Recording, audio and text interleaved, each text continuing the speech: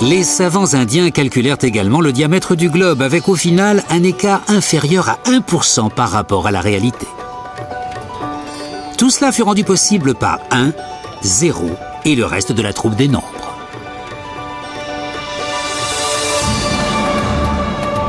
Ils faisaient sensation partout où ils se produisaient et leur notoriété fit le tour du monde. Tôt ou tard, un conflit avec les chiffres romains allait forcément éclater. Mais dans un premier temps, 1, 0 et leurs complices se contentèrent de franchir les déserts d'Arabie pour conquérir l'une des sociétés les plus avancées de l'époque dans l'Irak actuel.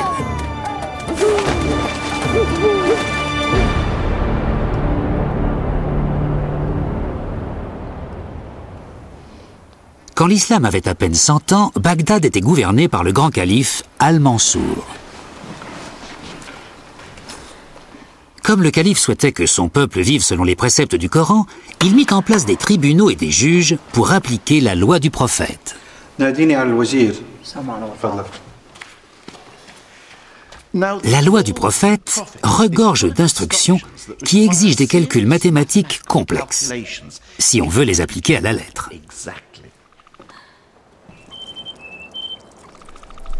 Par exemple, à la différence de la tradition chrétienne de l'époque, le Coran reconnaît aux femmes leur part d'héritage.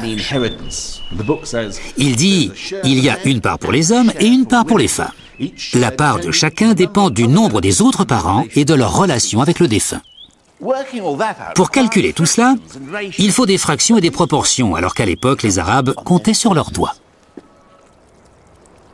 Cela ne veut pas dire pour autant que l'arithmétique complexe leur échappait, juste que leur système numérique les freinait.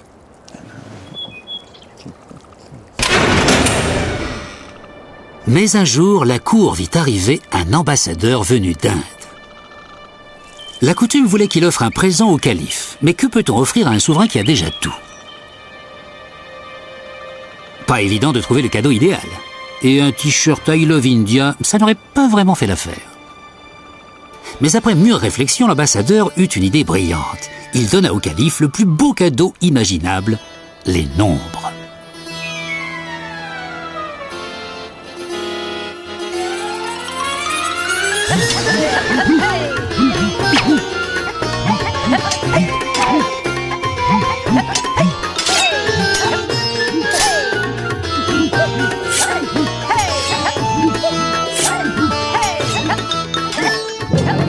Bon, je vous l'avoue, on ne sait pas avec certitude comment les chiffres indiens furent adoptés dans le monde musulman. Mais l'histoire de l'ambassadeur est ma préférée. Ce que nous savons, c'est que les savants musulmans furent éblouis par 1, 0 et le reste de la troupe. Et le plus célèbre d'entre eux était un certain Al-Khawarizmi.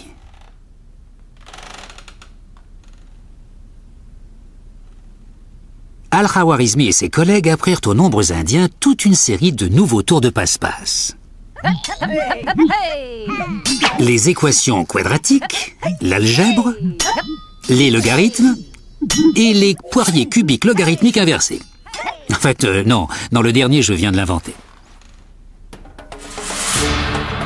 Ces nouvelles acrobaties numériques permirent à la science, aux mathématiques et à l'astronomie d'atteindre des sommets au Moyen-Orient et la troupe indienne fit un tabac dans tout le monde islamique.